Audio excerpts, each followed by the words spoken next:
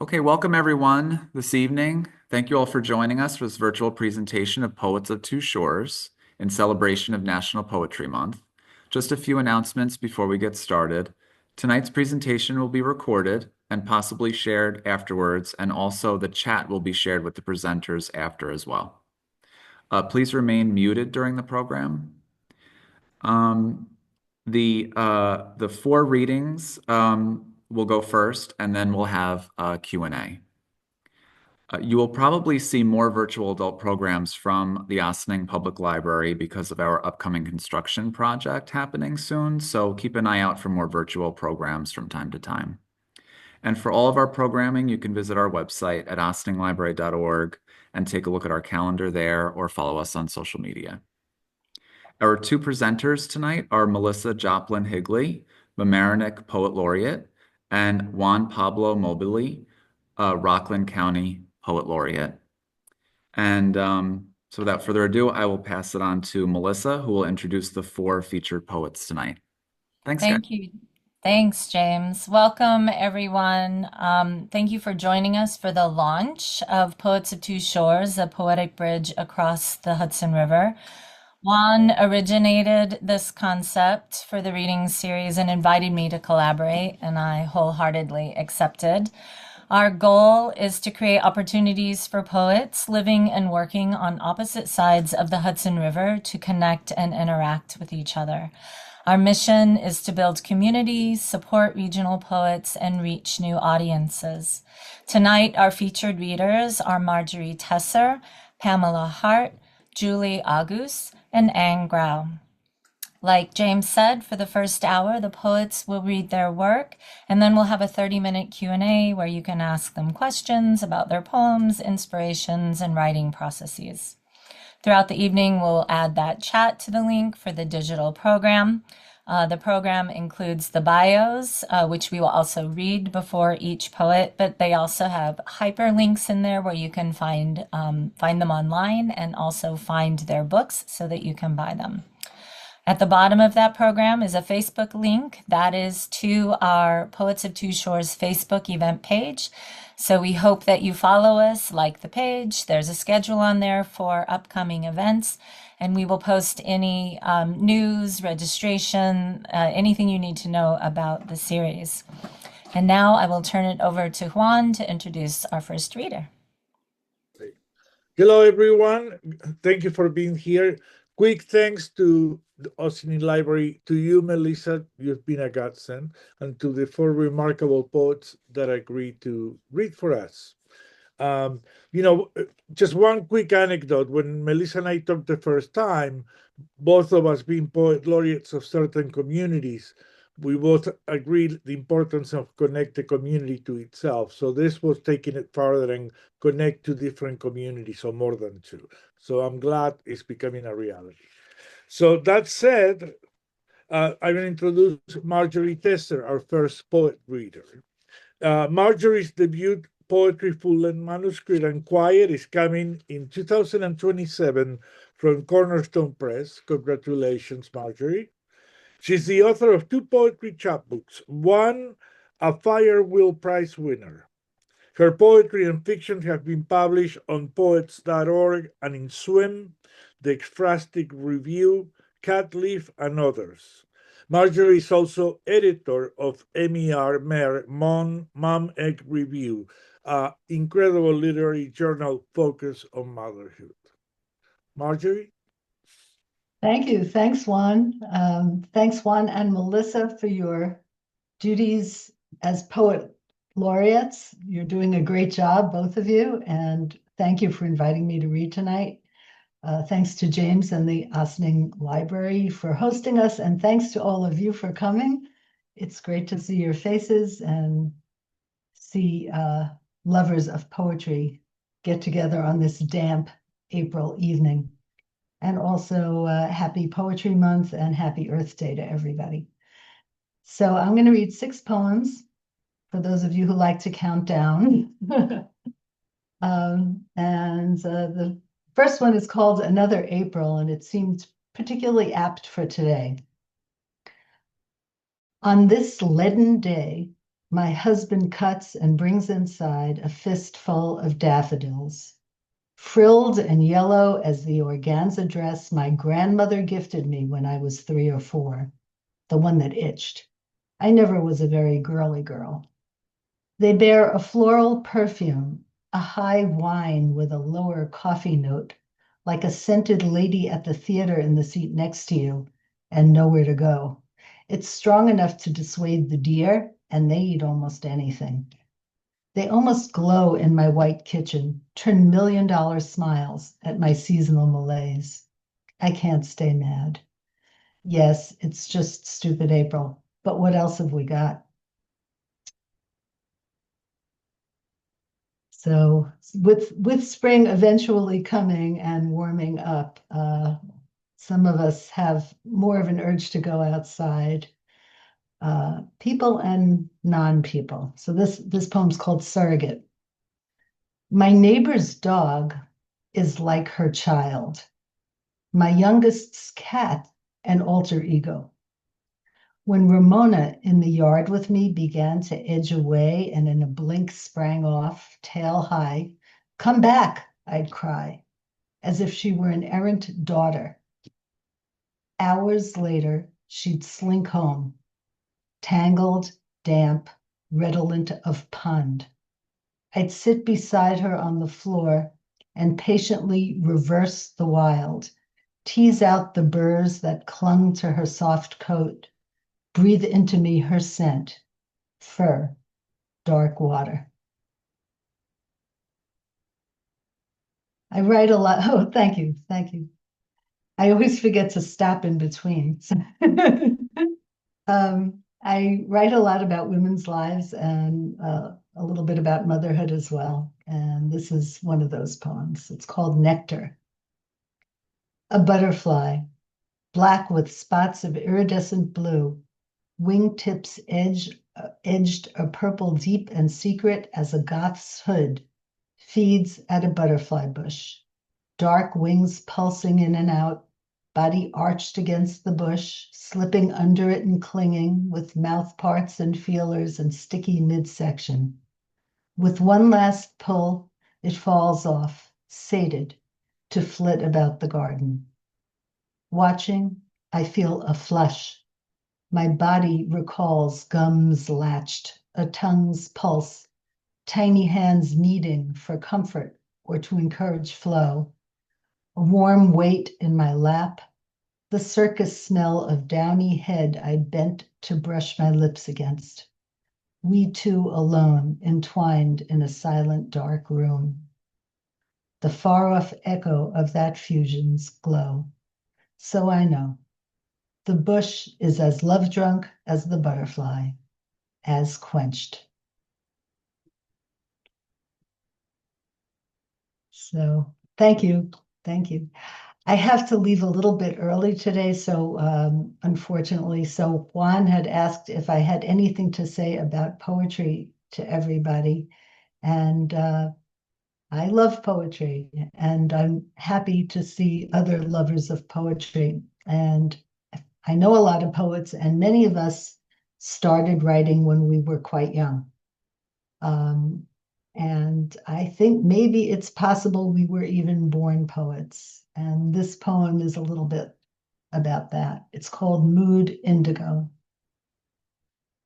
Some babies are born with the blues, souls tuned to the minor or diminished, fedoras permanently askew.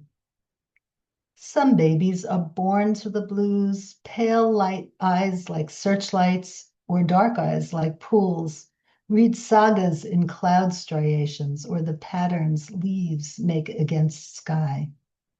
Some babies are born for the blues, hearts soft and open as bruised fruit. Look, don't look, flashing on and off in their brains' broken traffic lights. Some learn to sift the hue, refine it, to powder twilight, midnight, sky, to name, to testify.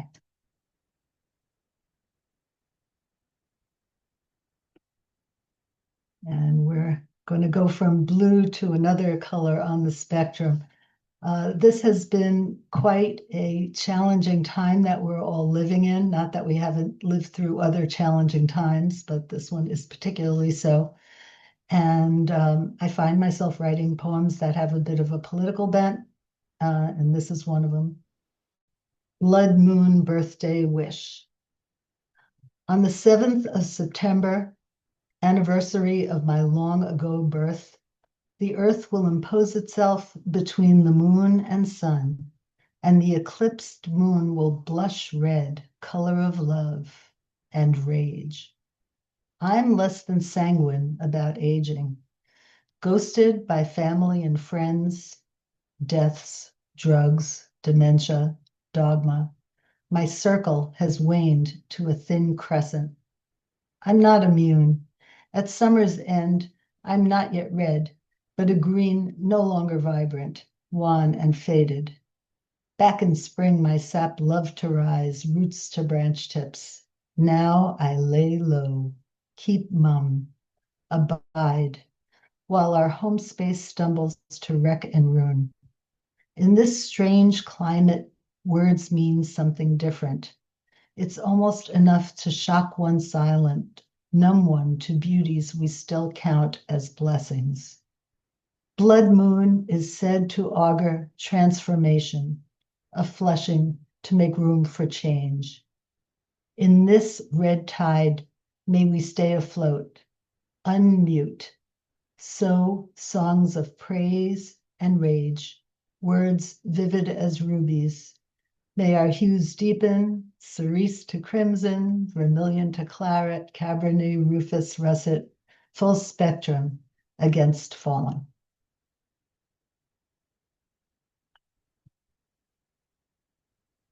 Thank you, thank you. Okay, so I was interviewed by a local poet a couple of weeks ago for a Rockland County Journal article on poetry. And she asked me, do you write about family? And I said, well, I don't write directly about family, but often things that happen in my family will inspire a poem. This next one is such a poem. It's a bit of an Ars Poetica, which is a poem about poetry, but it had its origin in something that occurred. It's called The Gift. Years ago, some friends of my new husband's, I'd met them once or twice, came to our new home and bought us gifts. For him, a semi-decent wine. For me, a cardboard box. The box was long and narrow and wasn't very deep, the kind designed for holding a handkerchief or scarf. Someone had covered it in fabric, a moire of palest pink with blue and purple flowers embroidered on the top. I like the box, I said in passing as I opened it up. I'm glad, they said. We thought of you when we spotted it in the thrift shop.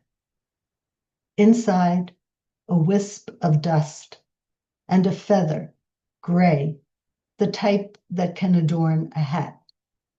Its fronds waved gently as the cover came off. Lovely, I said, unsure of what to make of it.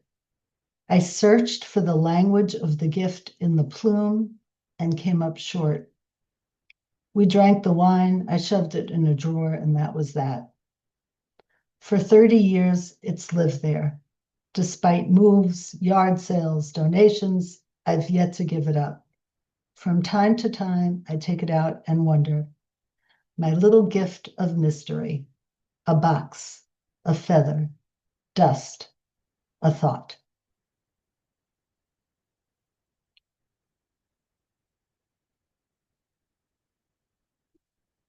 And if you're counting, you know we're up to the last one. And I'm bringing us back around to April because this is another April poem. April is poetry month, and I tend to write a lot of April poems, as many of us do. So here's April. I am chill drizzle into spongy ground. The picnic table upended in last week's storm, still not set right. I'm the car that waits behind the school bus blinking red, the full recycle bins at the curb, that blackbird on the wire, calling, calling to the sky's blank slate. I'm below, a hungry wet cat looking up. I'm the lines that stretch from pole to pole, the lines I thought but didn't write. Racing, but I halt at amber. I'm half starts and short stops, ancient, emerging ever, a hard nub of bud at the end of a bare branch. I'm a mailbox full of flyers, the thick web over the front window shining with droplets, and the sweet shock of a daffodil, the season's first from a patch planted decades ago, gold as a hope. Thanks, everybody. Thanks very much. Thank you, Marjorie. It was so lovely to hear poems that I'm familiar with and also some new ones. A great reading. Our next reader is Pamela Hart. She is writer in residence at the Cantona Museum of Art, where she teaches and manages arts and education programs in schools and prisons, including at Sing Sing and Bedford Hills Correctional Facilities. Her book, Mothers Over Nangarhar, won the Catherine A. Morton Prize, published by Saraband Books. She received a poetry fellowship from the NEA and is a poetry editor for Afghan Voices and assistant nonfiction editor for Consequence Forum, a journal on the consequences of war and geopolitical violence. You can find her online at Pamela Hart Poet. Thank you. Good evening, everyone. Thank you, Marjorie. It was beautiful to hear your work. I also want to thank Melissa and Juan for putting this great series together. Poets Reading Across Water seems particularly resonant, and also grateful to the Ossining Library as well. And hello to everyone in Zoom land. So I'm going to read across several bodies of work. I'll start with some poems from my book, Mothers Over Nangarhar, which connects with military families and their experience. Then I'll read some newer poems from my teaching in correctional facilities, and then I'll end with a poem on the brain. So, as noted, I work in an art museum and am surrounded by art, so I thought I'd begin with an art poem. This poem engages with Monet's beautiful painting, Water Lilies, but it also is in conversation with the poet Robert Hayden, who wrote an incredible poem in 1971, another charged time, the Civil Rights Movement and the Vietnam War. So that's happening as well, in the background at least. Looking at Monet's Water Lilies, after Robert Hayden. When my son was downrange, I wanted to be lost in an onrush of lavender, to be missing among green as Monet's light dissolved to magenta. Even as the crush of the crowd shattered my faith in iridescence, even as the room divided into flower and vowel, I would sit in the corner where the blue endured, where my son had become beautiful and dangerous. I was lucky enough to be part of a Red Cross family support group, and I honor and think about the other members often.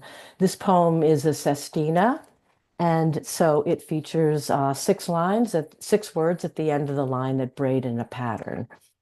So, Women and War Sestina.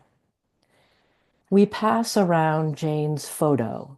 In black and white, a helmet covers her soldier's face. Somewhere in Afghanistan, there's news. We complain that we don't know how things are going. I worry about my son's going and stroke the edges of Jane's photo. Like a charm, it shields my knowing the specifics of his helmet. I guard against too much news, but headlines mark my face. Every war zone is a face, scarred by combat's goings. Jane anticipates bad news, wonders if unevenness in the photo means her soldier's tilted helmet is a sign of unknown knowns. Mary panics that she doesn't know, searches blurry images for faces and declares, history like a helmet, sings with soldiers' goings. I notice how light in Jane's photo slants in shadows across some news. We're good at dodging news, can't be hurt by what we don't know. Secretly, I stare at the photo even as lines in my face recur like prayers against going, my words airborne like helmets. The story of soldiers' helmets marks the headlined news that war is fed by comings and goings of the sons and daughters we know, how we ache to hold their faces when looking at Jane's photo. Face the facts, we sing, while knowing soldiers' photographs behold their ever-goingness. So I'll switch over and read some poems connected to my work teaching in correctional facilities. I should say that names and details have been changed. Greenhouse. Robin says she lost her job at the prison greenhouse. She cares for flowers. Darwin called them an abominable mystery. A new volunteer gets nervous after handing Robin the pruning shears. Robin trims and cuts, and so she accepts them. Maybe not a good idea. The volunteer worries, pushes the code red button. Lauren Isley says flowers are an innovation. They changed the world. The guard arrives. Robin hands him the shears. The volunteer says nothing happened. Robin is watering. The guard says Robin has to leave. The volunteer has pushed the code red button again. The volunteer perhaps wonders what Robin did. In class, the women sing Happy Birthday, Robin. She's in for life. She doesn't say much. Farming has a long, not good narrative inside prisons. The Corrections Department website states students learn basic landscape design, instruction in operating various horticultural hand and power equipment, such as mowers, tractors, rototillers, and other garden tools. Robin is kicked out of the plant program. In the age of dinosaurs, when flowers are invented, wind breaks open and scatters seeds on an upland plain. Next come insects and color. The earth transforms. Robin's poems are quiet like her, spare, lonely. She says, "At least I didn't get sent to solitary."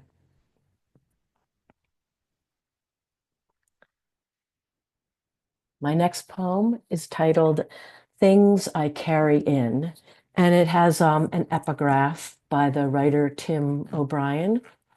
They carried all they could bear and then some.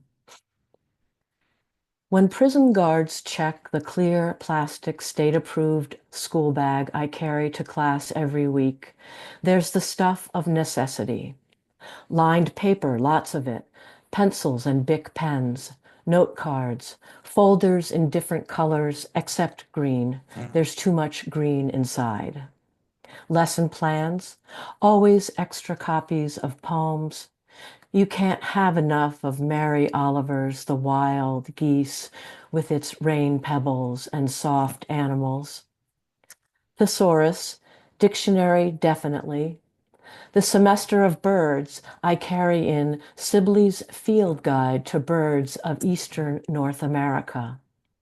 Robin, who works in the greenhouse, wants to know why the hawk perched on a light pole above the yard has died. She finds its body on the pavement, walking back to her unit after tending newly propagated plants. At Thanksgiving, we read Audre Lorde's Poetry is Not a Luxury. Rose explains, holidays are sad, but sometimes beautiful. I carry in line breaks and memory and the quirks of revision. I carry in the thunder that rumbled before the phone call that my brother is dead. Sometimes I carry in the secret that was my mother's cancer. One week, Jasmine's collage is confiscated when I neglect to tell the guards I'm taking it out.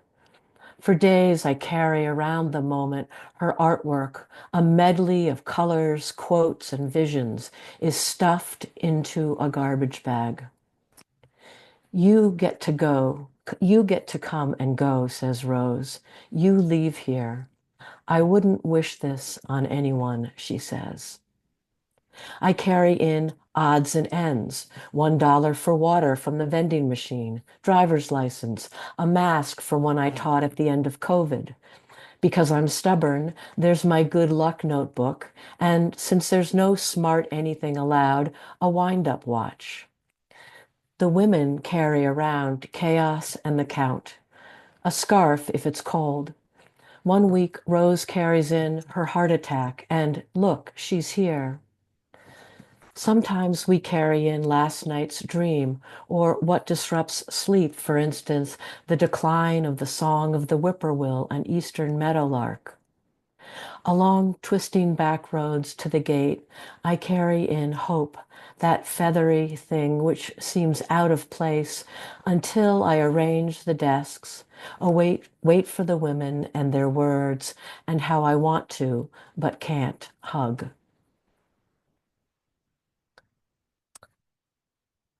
And thank you. Every week before we start class, we do a bit of a check-in where people have a chance to talk about what they've been up to for the week. So this is check-in. Check-in.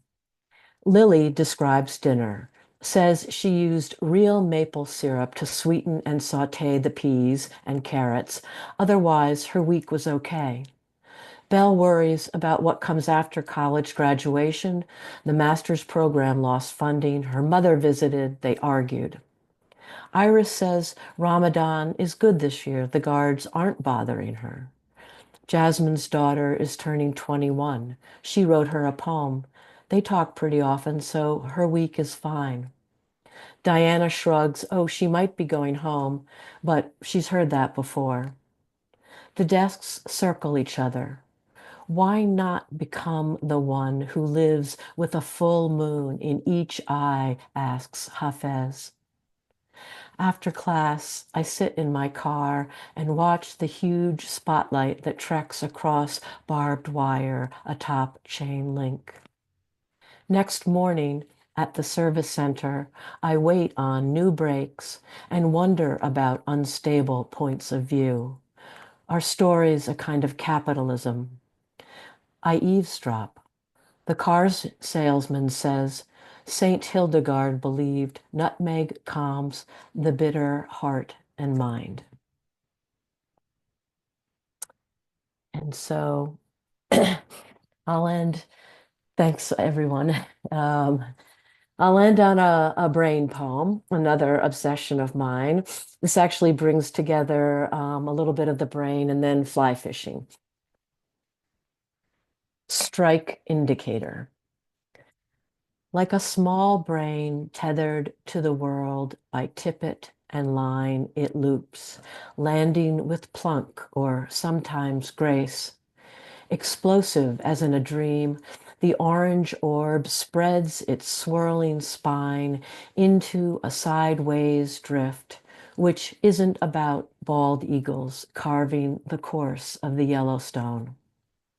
While a pattern of water folds its dissolve into river/pool, desire/seam, you detach from the ticking of the day, become rod and fly and rock.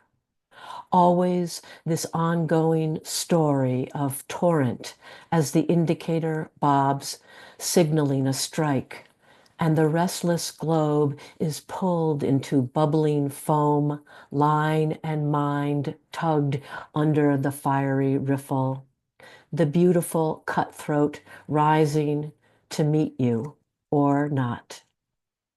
Thank you.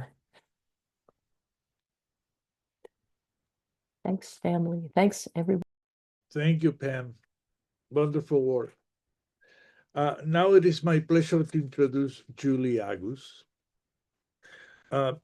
Julie is the author of Above the Land, which was selected by James Merrill for the Yale Younger Poets Prize, Calendar Year, Property, Ecosystem, and a new manuscript, Stateless. She is Professor Emerita of English at Brooklyn College, City University of New York, where she taught for 30 years, and for 15 years coordinated the MFA program in poetry. She lives in Nyack. Julie?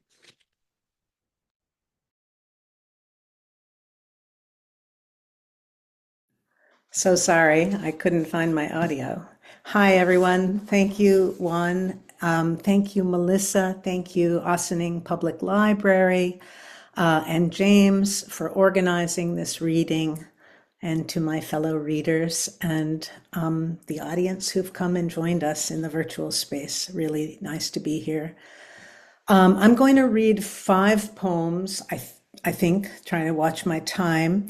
I'm going to start with a much older poem that I often read, both because it calms my nerves, and it was the first poem that I ever felt was really a successful poem or succeeded in what I thought I was doing, but also because it contained some of the mystery that I didn't know about, which was one of the things that made me feel it was a poem. And it's called Portrait from Senlis, which is a Roman town north of Paris. The first time that I saw her, I was shy. Madame de Ronty in her rocking chair, dusting her slippered feet along one square of tiled floor. Then looking up, she stared, beckoning with a cigarette gold-tipped and indicated where I ought to sit without a word of welcome. Arch face lit, she discoursed roughly, in a mannish way, on furniture from Asia, rocks, how daylight hit peculiarly the window bay. An invalid, she said, should never wed. Why bother with a husband when instead a doctor keeps you company in bed? And laughed and said, it's crude, but so am I. Madame received on Sundays, knowing I was easy in her high-walled room and played piano she might listen to. I stayed for dinner on the night she was afraid to be alone, not out of charity, but gratified that she felt safe with me. So fascinated by her dignity, I would have stayed a month, though she delighted in declaring she abhorred the self-invited. And when she said, you know, I'm second-sighted, I said, tell me, but she laughed and said, I lie. She was never overbearing. Still with pride, she graciously received and from her bed directed whiskey to be poured and read descriptions from a travel guide. She said, one must see everything, and when one's through, one must try everything, then do as much again. You see, I'm telling you that God created man to travel, and you must decide. Then, stretching out her hand, and be content to die, if not a man and not a minute has escaped your eye.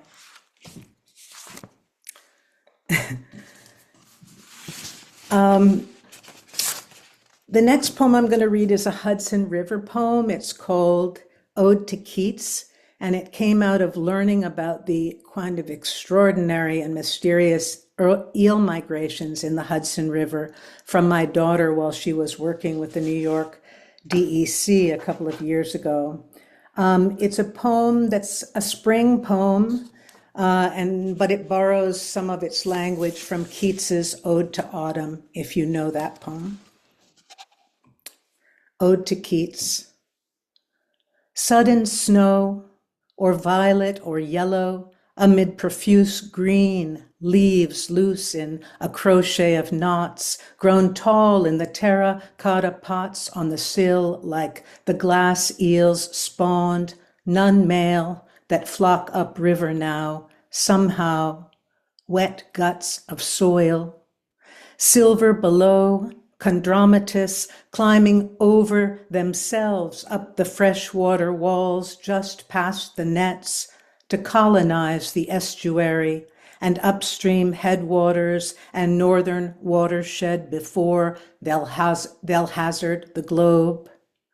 Their pigments of green, brown, and yellow making a claim on time by ocean's migratory clock, like age robbing the blush from youth's homogeneous years and decades, at first a clade of blooms, as on the capsicum, tomato, thyme, and strawberries brimming with fruit in spring, that remind the maturing sun of autumn's heterogeneous growth more like the citizen sunk to his knees above the sargasso, flying as light wind spins him, and without return, ever up.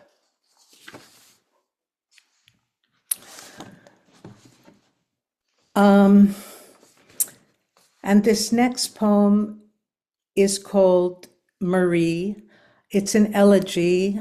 When I wrote this poem last year, it inaugurated a long period that I'm still in of writing about things and objects and our often immaterial, atemporal relationship to them. In this case, the thing in the poem is a white ceramic vase. The things in the poem, I should say, a white ceramic vase, a continent, and the body of the person for whom the poem is titled. And it's called Marie. What I know more by effects, never exactly nothing, weightless as G-force gravity in space is, one flower drawing me indirectly in and toward the one that lifts like fog from a shore from whose opposite shore I see them occupy a vase. The white cliffs mud glazed, white by wet slip and virtue of continents under pressure, far from here, where one who gave me the gift of the vase lived and lives. Flowers two-faced through earth, fire, water, air, the vase a mass whose change of state each time I cut and thread the stems through the narrow mouth pools with water, seeming to tell of flowers that lent their outlines to myth, and several French films wherein paintings hang on a wall papered in silk. That is, they are only analogy now, unnaturally tethered to words, and can't get close to the image or style or genre, as far removed from naturalness as experience is, as it mounts the wall and specter thin disintegrates in the suns in total eclipse that pour through the holes of a colander she found, if I remember, in late fall on the Tasmanian coast. Sorry.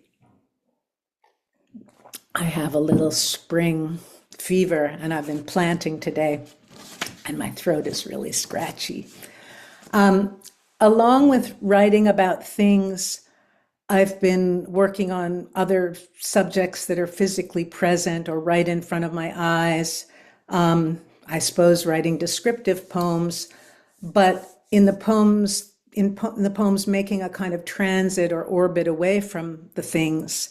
And another way to say what I'm saying is that I've been very interested in trying to put pressure, as on the last poem, on the relationship between concrete language and abstract language, between naming things and almost derealizing things. And that's an interest that is ever more painfully important to me in our present era, as others have mentioned, where our commonality and our politics and the reality of our lives seems increasingly threatened with each hour. This is a poem called The Voice in the Ear.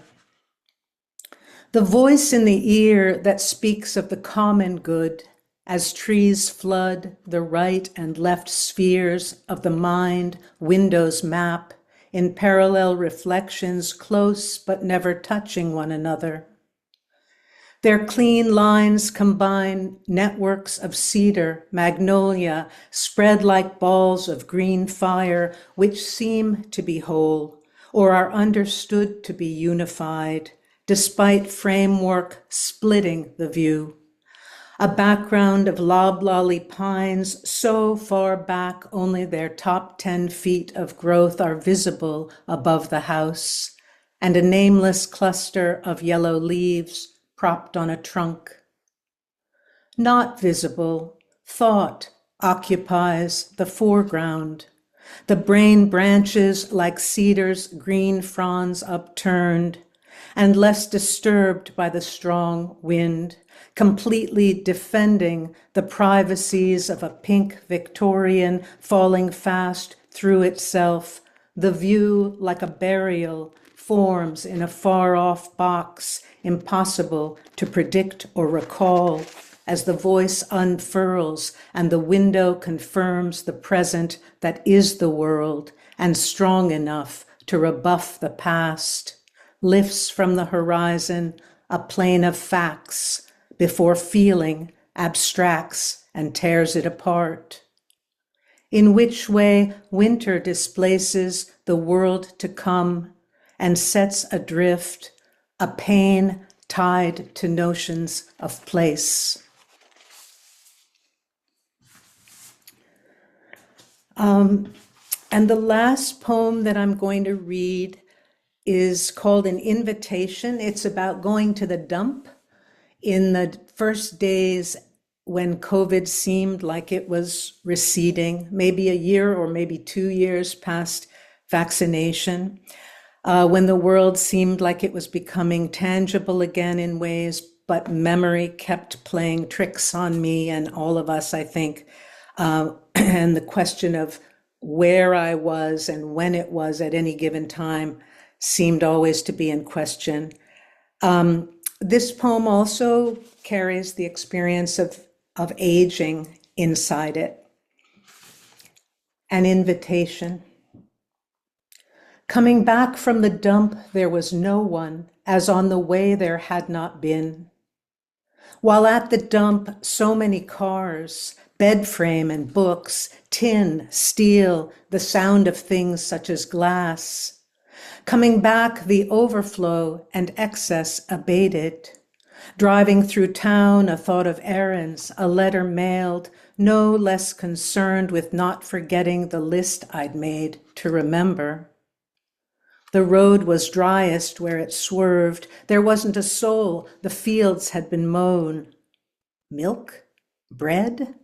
Coming back from the dump like words forming by type or by hand, a world as real as words had said it was, whether or not in time as real as it is. A mangle, a lamp. One might erase the thousands over this lifetime like it, and soon engage in the memory of something else, like travel somewhere where someone one loved was born, as she, on top of the hill the car had climbed toward, somewhere else, was shedding grass. A bucket, a kneeling pad, a scythe. If I'd passed by, she might have remained a fact as real or not as the boat passing now, whose canopy shields a green tarp rolled up on deck to catch the kill the driver has cast his rod out for, out of sight behind the stone wall there.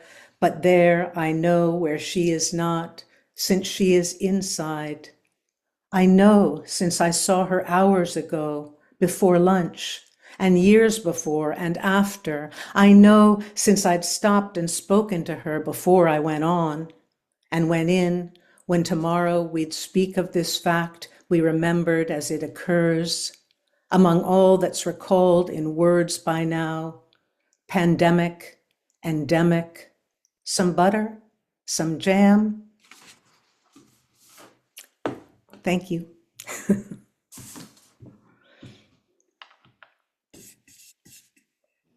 Thank you, Julie. It was wonderful to hear your words. I'm struck by this concept of derealizing things. I'm going to have to think about that. Our final reader for this evening is Anne Graue. She is the author of Full and Plum Colored Velvet, published by Woodley Press in 2020, and Fig Tree in Winter, published by Dancing Girl Press in 2017. Her work can be found in Sundress Publications' Best Dressed blog, Verse Daily, Poet Lore, Spoon River Poetry Review, Rogue Agent, Gargoyle, Unbroken Journal, River Heron Review, Crab Orchard Review, and elsewhere. She lives in Putnam County, New York, and is a poetry editor for the Westchester Review. Thank you, Melissa. And thank you, Juan, and James for including me in this launch of your reading series, which I think will be great. And happy Earth Day to everyone. I selected poems that feature the earth or nature in some way, which could be so many poems, but I found a few. So I'm just going to go right in. The first one has a running title that goes right into the poem. So, inalienable rights disappear like a whimpering dodo, the last one falling into fire in a Disney movie. This has become the nightmare we waited for. If a bluebird crawls into one of the holes of the dead half-tree trunk left standing behind the rhododendron, then the crickets will stop chirping and the neighbor's dog will run loose. Time is melting into rising tides, and a rare Elmer Fudd Pez dispenser is floating on top of a murky Hudson. The dodo falls into a crevice in the earth, burns to ash. The sun shines on as if it doesn't mind where its rays land, how strong they hit, releasing millions of neutrinos that just want an easy ride through the earth. The next two poems are in the golden shovel form. I've embarked on a project of writing golden shovels with Sylvia Plath's poems from her final collection, Ariel. So a golden shovel takes a line, and those words become the endings of the lines of my poem.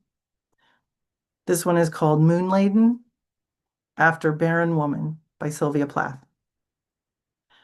My heart is laden with apostrophe, with collected revelations, with the heaviness of a plow cutting through earth under a new moon, aware of itself and its possibilities, aware that it lays between science and myth, reality and fantasy, a solid and hollow presence, offering little, not one hand in its own making, its definition, its status on the list of deities, a demigoddess outside my window, gesturing down toward the oceans with tilted forehead.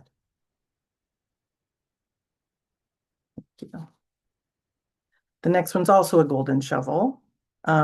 It's called The Nectar of Jonquils, after Wintering by Sylvia Plath.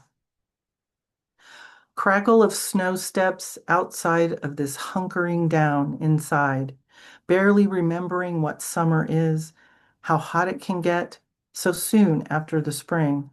Is it really only one season at a time? Days blend and change ever so slightly, almost of their own naming, imperceptible, this hanging and waiting for new growth. The Ides on the 15th. Inside, this hankering for fresh air. Small brown birds tittering outside the window, proclaiming spots away from the bees.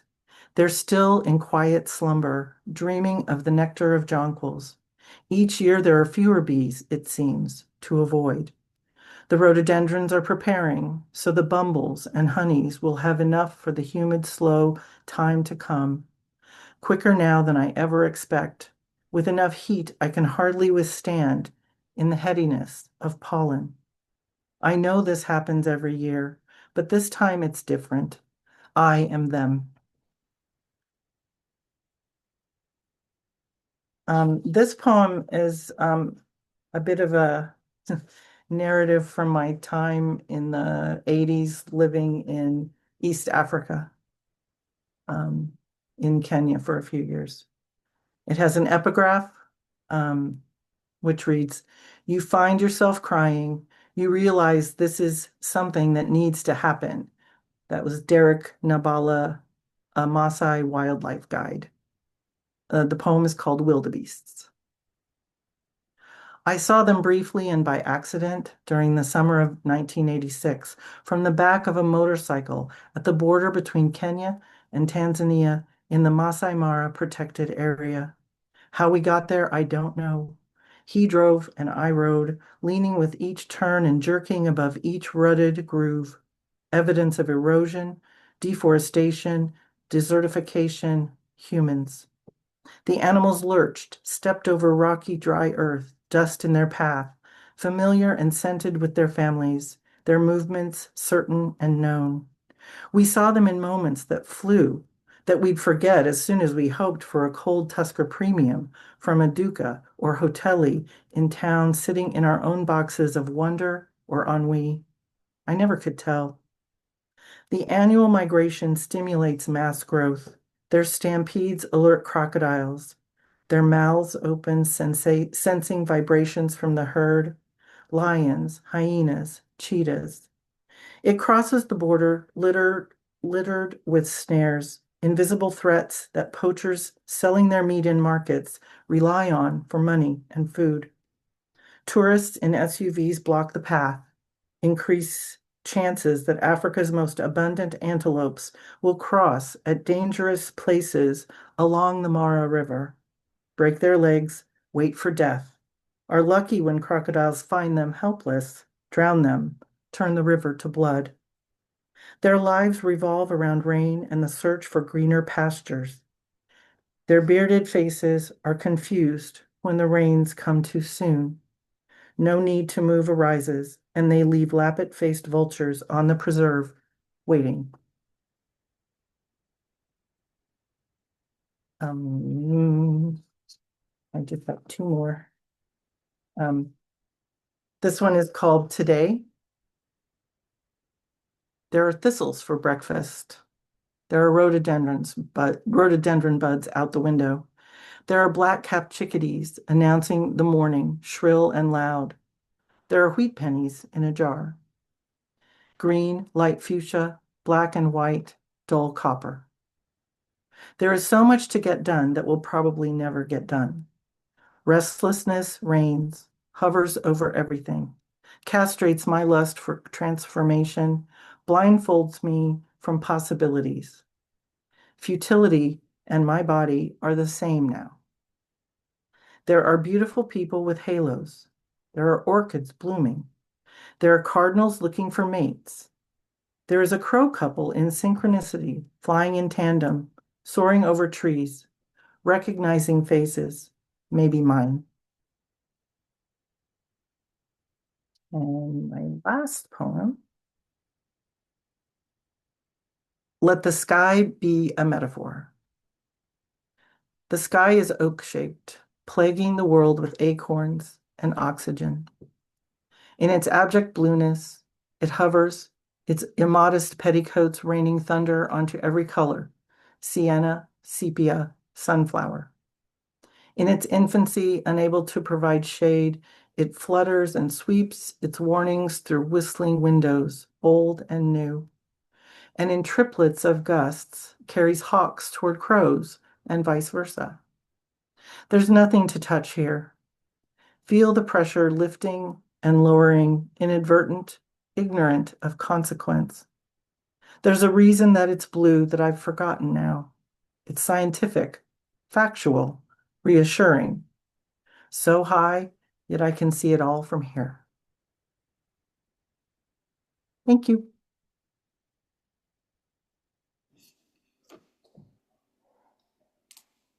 Thank you, and thanks all of you. Wonderful work. I'm glad that we're recording it because I definitely want to go back, revisit these poems by any means. We thought we wanted to make sure that you get a chance to either speak to the readers or ask questions of the readers. The questions are up to you. What I suggest is that we have every poet answer the same question just to see a certain diversity of perspective. They don't have to be exclusively about the poetic process. But anyway, I said enough. Um, any questions that you have